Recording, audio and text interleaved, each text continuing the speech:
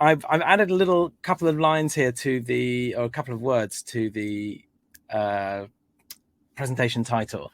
So from static to story, the evolving landscape of data visualization, a personal story. And I've added that just to emphasize that this is really telling the story of how we came through from my background as a journalist through to being the creators of Flourish and then subsequently joining Canva, and how that reflects the changing landscape over the years. So I'm going to start in a distant gallery long ago, by which I'm really talking about London in the early 2000s. This was where I was living after studying rather randomly music at university, and I got into publishing. And in publishing, I was working on explanatory books. So I was at Penguin working in rough guides, and we were doing books like The Rough Guide to Climate Change, where we were trying to tell data-rich topics and make them accessible and attractive to a wide audience. That led me to moving over to another publisher called Profile, and we did a bunch more climate-focused books, which became a sort of bit of a specialism of mine. And in all of these books, we found ourselves telling data stories. So this was, of course, entirely static, because these are printed pages. But you can see this is just from one of those books. We sort of peppered them full of charts and maps and data graphics. And we had big fold-out covers that allowed us to sort of expand the footprint of that visualization work in the publishing work. So that is kind of where my background was. But the problem with book publishing, although it's, you can fine tune everything, and there's some amazing stories that can be told that way, the audiences are fundamentally quite limited. So a successful book might sell 5,000 or 10,000 copies. Obviously it can be more, but in most cases it's not that much more. So that was what led me to move over to journalism, where the audience was. So I started working at The Guardian, and again, doing data-driven topics with a sort of storytelling perspective. And so my two big areas there were explanatory journalism. So things which were designed not to tell the news that day, but to give the context for the news and to give the background information that you need to understand the news. And the other bit was the data-driven topics. There's quite a lot of overlap there as well. So we did a lot of work when I was leading kind of data journalism for the environment desk back then, like the story you see on the right there, where you have a paper, has a data set, and you kind of bring it to life in the way that journalists have been doing forever, basically a text story with a graphic stuck at the top. And so that kind of was kind of fine. And it was pretty typical of the time, because back then, information design in general was a largely static area. So I just pulled up the Information is Beautiful Awards archive, and you can see back in 2012, which is roughly the period of time that I'm talking about now, most of the awards were nicely done infographics. In fact, there's one from The Guardian there over on the right. That was a center spread, which was done when I was there, just showing government spending. And so the world of data visualization, in quotes, was mostly static back then. But there was this new world opening up. So two things were going on in the field of digital storytelling. One was just richer ways to tell stories online. So the kind of archetype example here is Snowfall, the scrolly telling piece that the New York Times launched back in around 2012. This was actually not really a visualization in any sense. It was more about trying to make the reading experience and the storytelling experience richer on a web browser than had been possible before. Over on the right there, you can see something that's much more around the interaction and the data-driven visualization. It's easy to forget, if you weren't around in this field back then, that if you go much back before this period, the web browsers that were available at the time didn't really support the essential things that you needed, like SVG, in order to reliably publish interactive content to large audiences, because so many people were still using ancient web browsers. And what happened around 2011, 2012 was sites like The Guardian, the New York Times, and all these other major publishers got comfortable with retiring those older browsers and enabling this kind of richer interactive data storytelling. And it was still kind of on the peripheries a bit in terms of the amount that was actually being published, but it was an exciting area. And for me, as someone who came from a kind of storytelling and publishing background, but was interested in data, the thing I found myself wondering was, what would it look like to combine these two different fields that are emerging, like richer storytelling combined with greater levels of interaction and data-driven content. So at the time I was working on a big climate story, and I had this idea for doing something with Cartographs. So this Atlas of the Real World, some of you might remember, this was a best-selling book about 20 years ago. And it basically showed loads of diffusion cartograms. You can see the world there distorted by one metric or another. And it was kind of viral to the extent that that printed material can be viral. I think someone made an online version as well, but it was also static. And so I had this idea, maybe it would be fun to show the responsibility for climate change by animating between loads of different metrics, with this style of graphic, but with the kind of animation that you could get to if you built stuff natively online. Unfortunately, when I suggested that to the Guardian team that I was working with, in a classic kind of news deadline context, there was very limited capacity to do something that technically ambitious.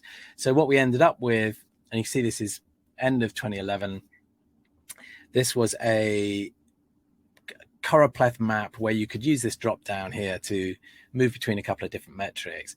But it was kind of, in a way, everything I was trying to avoid, because it wasn't technically innovative. It wasn't really telling a story. And there's some basic awful data visualization things around it. You can see the scale is kind of inverted in terms of the intensity. And most criminally of all, it's plotting absolute numbers, because what I was trying to get across here was the absolute numbers of where carbon is taken out of the ground and burnt and that kind of stuff. And it's plotted it on a shaded map on a choropleth. So you can see China looks like it's kind of got very low emissions there, when of course in absolute terms it's the largest in the world. So not really a very great success. And I found myself thinking, maybe there's some other way to go at this kind of problem rather than just seeing it in a day-to-day kind of newsroom work context, which might be fine if you had sufficient control of the newsroom, but didn't seem to work in my case. So that's when I found myself talking to Robin Houston. So Robin, who looked about 10 years younger at the time, because that photo was taken the other day. Robin, I'd worked with on a climate change project that spun out of The Guardian, a campaign called 1010. And Robin's background was also a Guardian background. He'd actually built the original Guardian website back in about the year 2000. And when I joined the Guardian years later, they were still using that system. So Robin was a sort of very accomplished software engineer. And in the meantime, he'd gone off and studied maths and ended up at the Sanger Institute, where he had been working on visualizations for that particular area of kind of molecular biology and pathogenics and stuff. So that is kind of where everything that happened subsequently came from. It was the combination of Robin's background in tech and maths and my background in storytelling and journalism. We met at this climate campaign. And after that had sort of wound down, I said to Robin, that idea of taking a map and making it morph and bringing it to life, could that be done? And again, you know, what I'm showing here on the screen probably doesn't look very ambitious or kind of impressive looking back from 2022. But back at the time, this was actually a really complicated piece of work to remake an algorithm that had been written in C, bringing it into JavaScript, and making a morphing cartogram map. So Robin sent me this with the subject line, "Baby's First Cartogram." This on, I think, Christmas Eve around 2011. And we turned that into a project. So this was more like the kind of thing that I'd wanted to do at the beginning of this piece of work. So what this does is you can show the actual area of the world. You can morph to show things like where the people are, where the money is, and then you can follow the atoms of carbon around the world. This is where the carbon gets extracted. This is where the carbon gets burned. And of course, it's the same molecules of carbon. So this kind of map works reasonably well in that sense. That's where the end goods and services get consumed. And it's interesting, when we made this, actually, the difference between these two maps was much more emphasized because a larger proportion of Chinese emissions were exported to Europe. And now it's looking a bit more balanced. But it also shows this vulnerability collection of metrics, such as the people who are described by the World Bank as being at risk from climate change, the people exposed to rising sea levels, and the people who don't have the economic resources to do anything about it.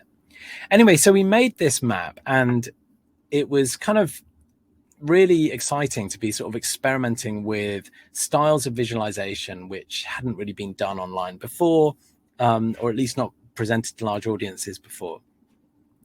But it definitely ticked those boxes of being sort of technically ambitious and interactive, but it didn't necessarily tell a story. We found ourselves thinking, if you stand in front of a project like this and you're pressing the buttons, you kind of want to talk it through to someone, a bit like I just did on this talk. You want to be able to say, here's what this view is showing, look how that relates to this view, etc. So our first idea was maybe we should make a video about the interactive project and kind of put it over the top. And then once you watch the video, you close it and explore it. And Robin pointed out that that was quite a kind of separate experience. And wouldn't it be better to try and add the audio explanatory layer actually into the visualization itself? So that's what we did. If we, I'll just go back and reload the page here so you can see what it looks like when it loads. It's got this big play button over the middle. And if you hit that play button, then what it's going to do is actually talk you through the project. I've actually got my sound off to avoid the echo, so I won't hear you if sorry, you won't hear the sound of this. But what it's doing is talking you through the different views with an audio file to create something that feels like a video, but actually is it's a bit more like a pianola, those old pianos which you can program and they play themselves. So it's like a machine with a kind of program, basically. Anyway, so that was kind of a one-off project, but what it taught us right back then was that there were kind of three concepts that we were really excited about and which felt that they were kind of ripe for exploring further. And those concepts were rich animation, narrative storytelling, and rich visualization, animation, and narrative storytelling. And those were all topics which we could immediately start to see they fit together. There are more things we could do with them. And so we decided to create a kind of brand for this sort of side project, because this wasn't really something we were doing for any particular purpose at the moment. So we set up the name Kiln, and we gave that first project back to The Guardian. We thought, well, if we're going to publish it, we might as well give it to a wide audience. So The Guardian published it, and that generated a lot of interest. And it also generated people writing to us and saying, I like that. Can we have something a bit like that? So we found, for example, the World Gold Council had a whole bunch of national data in absolute numbers for the way that data is mined around the world, the reserves, the relationship to literacy and all the rest of it. So it was basically the same type of visualization with the same need for a kind of story and introduction.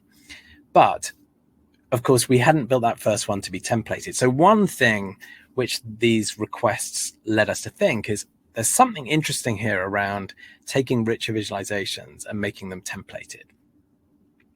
But we didn't think of that. That wasn't our primary thought. The primary thought was, okay, this is interesting. People want these kind of things made. We didn't deliberately set this up as a kind of commercial entity, but maybe we should set up a company. Maybe if there's fun work to do here and people want it, then we should turn Kiln into a company and see how it goes. And so that's what we did. We came up with a company strategy, which was written on a slide, which I've got an image of here. So as you can see, the basic idea was we'd make really cool stuff that we were really excited about, that would inspire people to commission us to make interesting stuff that was maybe useful, but less kind of like mind-blowing. That would pay our way, that would translate into time, which we could then spend making more beautiful, cool stuff. So that was what we set out to do. And so Kiln became a little data visualization agency, and there were lots of little data visualization agencies out there in the world. We were certainly not the only one. There were probably about 10 to 15 globally who had a bit of presence online. And I guess the thing that was slightly different about us is we were very much focused on these same themes that we'd launched with. So things like narrative storytelling integrated into interaction. Anyway, so I'm just going to show a few of the projects that we built back in our Kiln days in order to give you a sense of how those different areas and those different perspectives spread across the different topics that we then went on to look at. So one of the first projects we did was called In Flight. So this was really sort of pushing the boundary of how rich you could make this interactive narrative storytelling. So the feed which this originally drew from is no longer online, but when this was launched back in 2012, 2013, you could hit play here and it was creating this rich animated map showing all the world's flights based on real-time takeoff and landing data.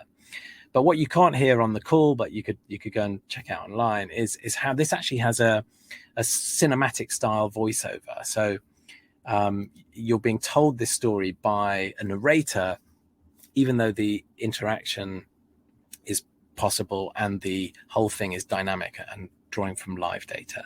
So it allowed us to explore those kind of areas like working with live data, but also coming back to what I was saying before about the relationship between digital storytelling and data-driven content.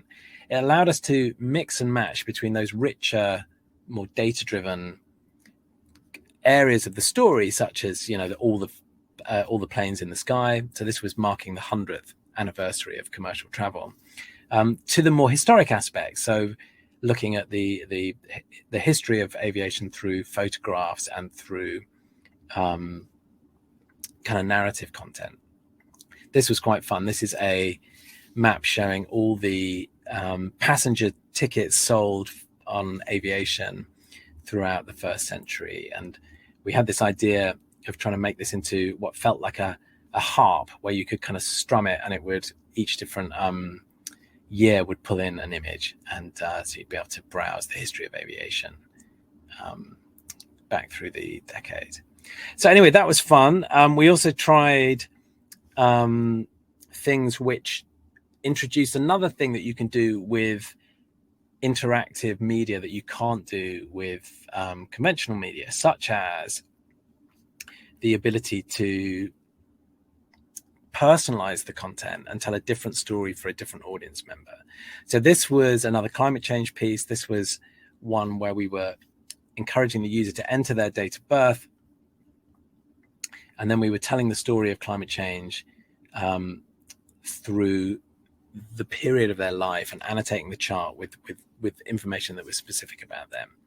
So you can see here that graph, if you imagine it without the colored blocks, is a little bit dry and a little bit hard to relate to.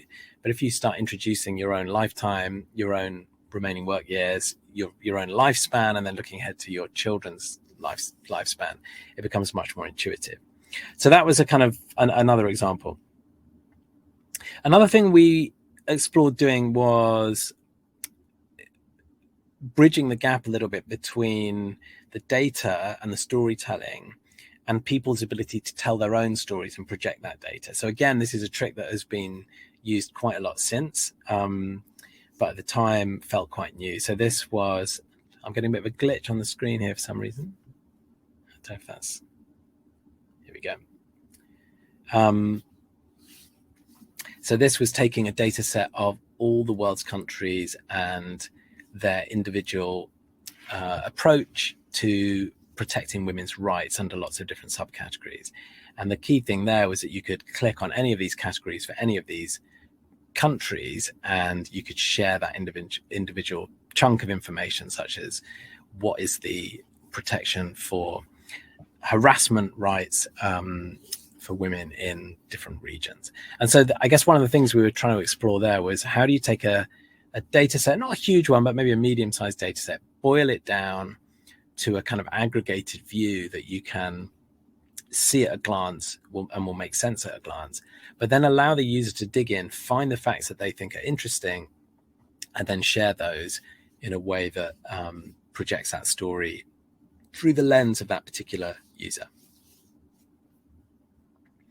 I'll just show maybe 2 or 3 more of these projects, and then I'll talk about what happened next. So this was one we made with the WRI, another kind of climate themed one.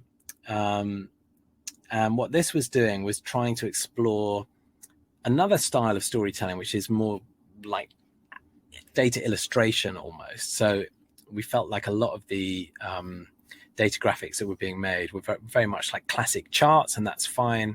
But we wanted to explore what it looks like if you have a much more sort of cartoony style and combine that with a slightly richer approach to storytelling. So again, this is a multi sort of chapter story, and you can explore it interactively, but you can also press play and see how this story unfolds over time.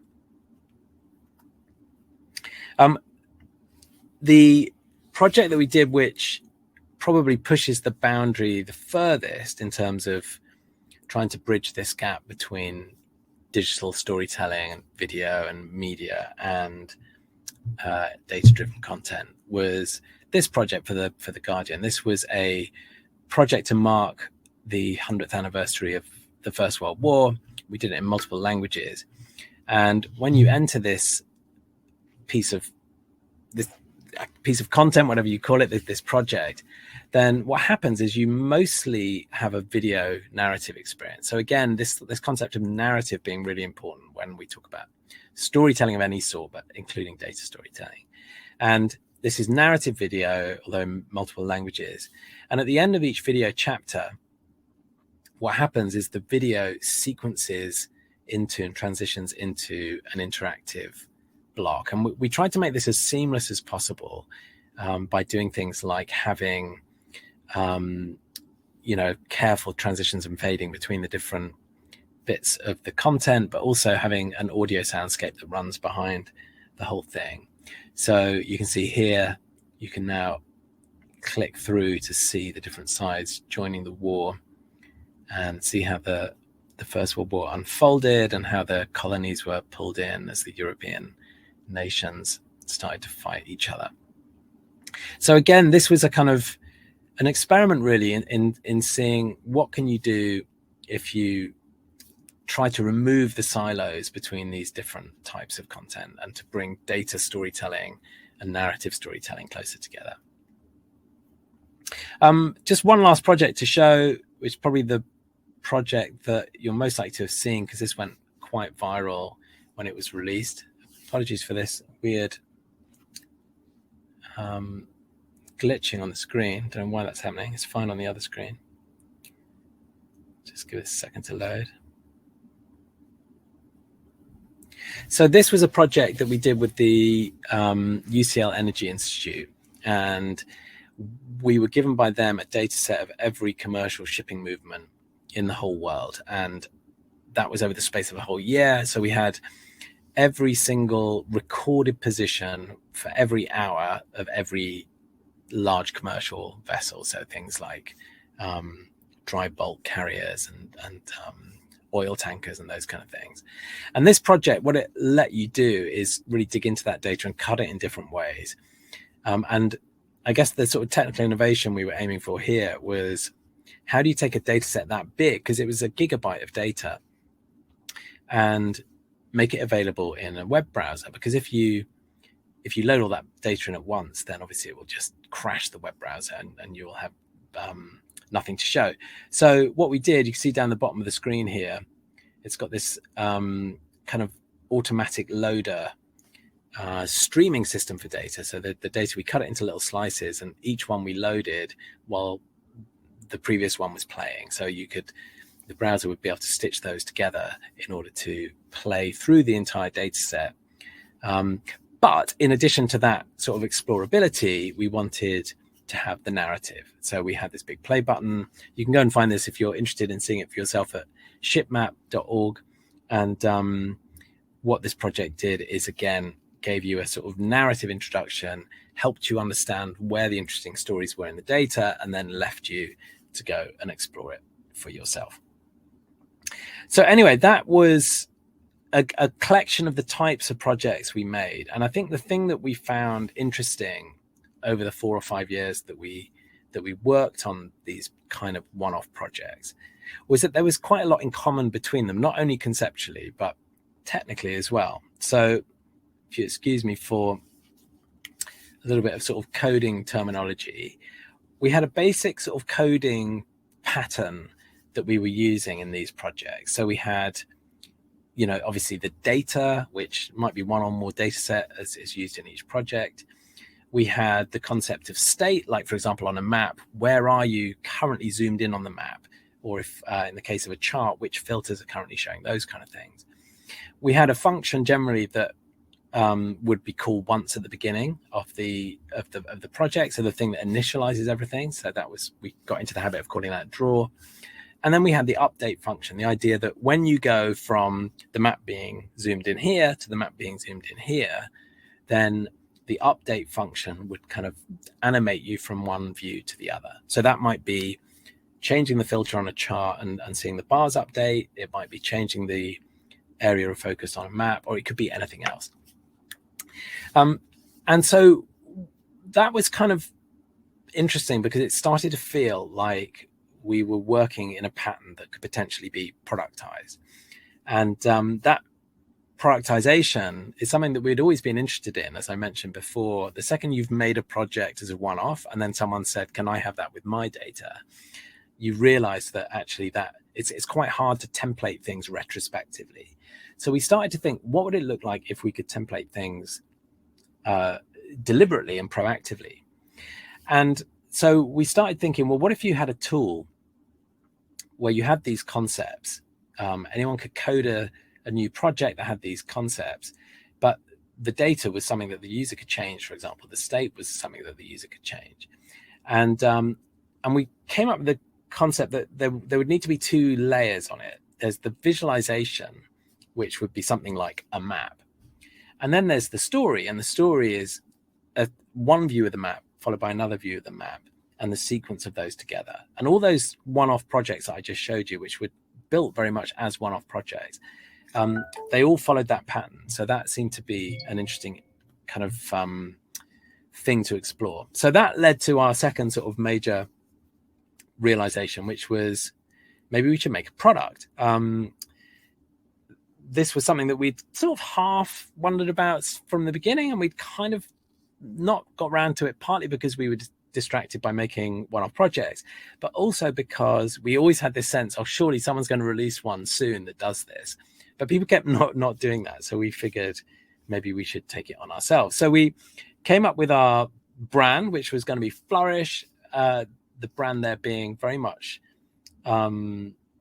reflecting what we were trying to do, which was not just allow people to make a visualization, but to actually bring some magic into the mix, and to, whether that's through interaction, animation, or whatever. But our kind of fundamental design brief here can be boiled down to 3 things. So firstly, having spent 4 or 5 years making these one-off data stories, we wanted Flourish to be flexible. So we wanted it to work for any type of visualization, including all the kind of things that we've been doing bespoke. Now, by extension, a visualization can be anything. So that kind of means you need to be able to put any kind of web content into this tool and turn it into a template. The second concept that we wanted to encapsulate in it was storytelling. We've got this concept of step-by-step stories with animation, and we need that to be sort of baked into the system. And finally, we needed it to be really, really robust, because we're used to working with newsrooms like The Guardian. You need to make a tool that can handle, millions of views on every project with zero risk of falling over, because no publisher is going to be happy if their site goes down or an embedded visualization in their site goes down. So anyway, so that's where we got to. We had this concept that anyone should be able to make what we call a template. So that's a Flourish template, which is a block of code that has these kind of this skeleton. We have a visualization editor for making a visualization and controlling its state effectively, and we'd have a story editor which would allow you to sequence between those views. So we built the first version of this in 2016. This was the prototype that we made when we first created a working version. You can see it for anyone who knows Flourish, you'll see that it looks quite different back then. You can see the data was below the visualization and that kind of thing. But fundamentally, it was quite similar. You can see this is an example of a template. So this was something that we were working on with Google Trends at the time. So we just turned that into a template. The settings over here were things that could change that state to update the visualization. And then you could make a story by pulling in that visualization into what we call the story editor and having these different views in sequence, and those views triggering the animations. So once you'd made your story, you could then publish, and that published output was a kind of standalone responsive bundle which you could embed on any website. So very similar to the kinds of things we were doing in our bespoke days, but productized and templatized so that anyone could create a new version with similar data. I'm just going to briefly show you the architecture, because it's something that not always is very widely understood about Flourish. And that is, we designed it from the beginning to allow coders to create the templates, and then so that non-coders could make the visualizations. And so the tool that we use in-house for making Flourish templates that meet those storytelling needs is actually available to other developers as well. So you have the developer SDK at the bottom. This is something that coders use to create new templates and publish them into the Flourish template library. That template library lives on our cloud, and then a non-coder, or indeed a coder, but a non-coder generally can log into Flourish.studio, choose from the templates they've got available, add their own data, and then publish that visualization. And another thing that isn't as well promoted about Flourish is actually these templates can also be pulled into an environment and manipulated with code. So if you want to make, for example, a dashboard with rich visualizations, you don't want the data to leave your local environment, or you're pulling it dynamically depending on user behavior, then you can just pass that data in, pull the template in, and render the same visualization. So any visualization you make on Flourish on the website, you can actually make with the API as well. Anyway, so that was the kind of overall architecture. We were lucky enough to raise some seed funding, which allowed us to grow a team of talented people. And so from 2017, that team started growing, and people like Dan Lauter joined, who massively improved the UX of the tool, and that led to a public launch in around 2018. But the core principles, I mean, a lot has changed since then in terms of the design, but the core principles were really very much the same. So I'll just quickly show you how that currently looks. So I've embedded the whole of Flourish in this slide here so you can see it in use. So let's say I was to pick a sunburst diagram, for example. Oh, maybe it's not going to work embedded in the slide. I should probably have guessed that. I'm just going to pull over to a screen.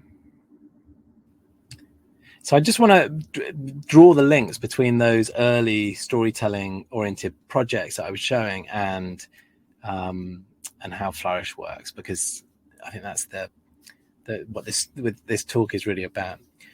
So here is an example. This is a visualization, and this visualization is part of a template, but then the data I can put in myself. So if I change the data here, that will immediately update it over there. So I can move between different visualization types of the same data structure if the template allows that, which in this case it does. I'm just going to put that back. But the thing that's interesting about the storytelling, the thing that makes this connect with those earlier kind of more bespoke examples is that if I make this, so I call this my DVS example, Sunburst, I can then click create a story in addition to just publishing it. If I just publish it, then there it is on a website and I can grab an embed code. But if I create a story, then what I can do is start grabbing these specific views of the data, and I can, in doing so, quickly create something that has a narrative. And that's really kind of the thing that differentiated what we were trying to do from most of the other tools that are out there. So you can see how easy that is to do.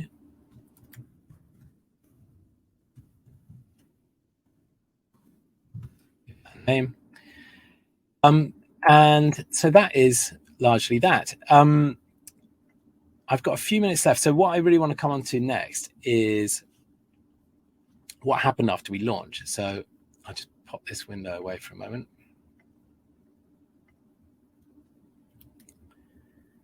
So we were very widely adopted in journalism quite quickly, and that also led to a lot of other types of users, such as consultancies and real estate companies, or lots of companies who were trying to move from static visualizations to interactive stories, and to move from kind of dashboards to narrative. So journalism obviously is the kind of hotbed for that stuff. So it was great to see widespread adoption of Flourish there. We, by virtue of being embedded in lots of news sites, we inevitably ended up with huge amounts of traffic. So Flourish, compared to some tools, it's had 1 million users since we launched. So that's, absolutely something we're really, really proud of. It's much smaller than some major online software tools. But what's unusual is that the average number of views per user is massive, because many of those users are embedding things in major news websites. So you can see, I think this is probably a little bit out of date, so it's probably crossed over 30 by now. But that is a 30 billion view count since we launched Flourish, of those maps, charts, and interactive stories being viewed online. So that's something that we're also very proud of. We've had and the little arrow here, I should say, just is highlighting the fact that this in itself is a Flourish template. So although Flourish is very much sold as a data storytelling product, and that's how we've always positioned it, really you can create any kind of interactive content. So this is a template which you can just tell to tick a large number up and create a sort of template and a background image and stuff. So that's another thing about Flourish, is that it's kind of bled into storytelling generally and interactive storytelling generally, not just pure visualization. Another thing that drive Flourish usage a lot was the bar chart race. Probably lots of you have seen this visualization style. John Byrne Murdoch made a lovely example about the world's cities, which I think he published on Observable 3 or 4 years ago. And because of the nature of the Flourish architecture, we quickly turned that kind of concept into a template, and that enabled lots of people to make these kind of graphics. So this is one actually made by Joe Biden and used in the campaign against Trump to show how ineffective Trump had been in managing COVID in the US. So that was, ticking along, and Flourish was doing pretty well. But in the same way that moving from books into newspapers allowed us to sort of step up, communication to a much, much bigger audience, we started talking to Canva, and this was about a year and a half ago. And Canva are altogether bigger than Flourish. So Canva, for anyone who doesn't know it already, I can do a quick demo in a minute, is the world's leading design platform. So it's a tool which allows people to quickly make presentations, designs, slides, documents. And it's all about creating a really magical, simple experience to democratize design. So what they've been doing on design was very similar to what we were doing with visualization. And here's a little Flourish visualization just showing our respective number of users. Like as I say, we're very proud of the number of users we've had in terms of active users on Flourish, anyone on any given day. But you compare that to, oops, sorry, hit the wrong button there. If you compare that to Canva, you can see that Canva's user base is just so vast that we saw this enormous potential to join forces, to take our more detailed work on visual communication with data and data storytelling, and to bring it to Canva's vast global audience. So that's what we've been working on in the last couple of years. I'm just going to show another thing here, which hopefully you'll be able to see on the screen. So this is a visualization of Canva usage. So this is a Flourish template embedded inside Canva showing Canva's publishing throughput. So this is everyone publishing a design down to city level. And again, it's quite a generic visualization style, dots coming out of the world. So that's nice to have made that as a Flourish template. But what we were trying to do here was capture the sheer scale of visual communication going on in Canva. And what's really exciting is you can now put Flourish designs into Canva really easily. So all these slides I've been showing, in fact, are Canva slides. I seem to have lost my window now. These are Flourish visualizations inside Canva. And so for us to sort of, round off the presentation, what we've always been trying to do is empower people to tell stories. And so what we've now done in joining forces with Canva is enabled them to tell stories, not only online by creating visualizations to embed on their website, but in their day-to-day work, such as in the presentation I've been showing you today. So I can see Amanda has popped up, and that probably means my time is up. So I'm going to stop the screen share and go over to the questions if we have time.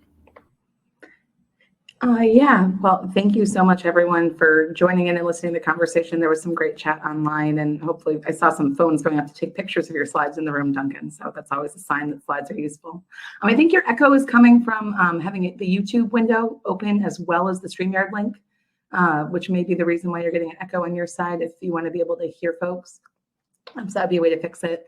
I do see a couple different questions or pieces that popped up that might be easy answers.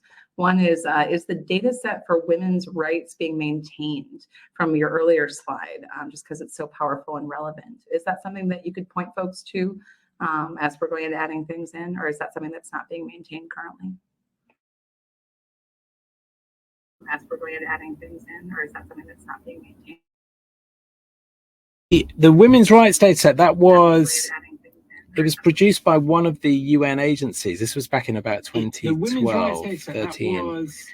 So I don't know if it's being actively updated. I think if you find it online, you'll be able to link through to the source. It sounds like we've still got the echo, I think, coming back from maybe the YouTube feedback, and maybe that's a good opportunity to kind of wrap up today since we're a little bit over time anyways. But we really appreciate you joining us and sharing some of the background around how Flourish came to be and the history behind the tool that's been widely used for data visualization design, and also sharing a bit more about the vision for where it's going in the future. It's been great to have Canva as one of the partners in your team at Flourish for the Information is Beautiful Awards this year. So we really appreciate your time joining us, and are excited to go ahead and continue on with our program today. Thanks a lot for joining us today, Duncan. We appreciate it.